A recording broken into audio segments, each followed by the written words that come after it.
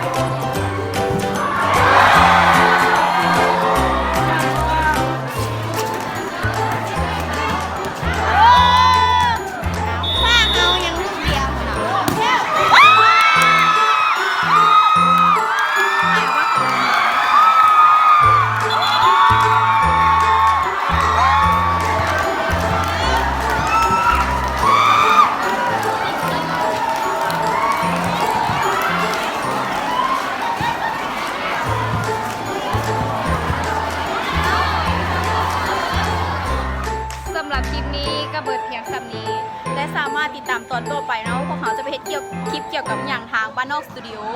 อย่าลืมกดไลค์กดแชร์กด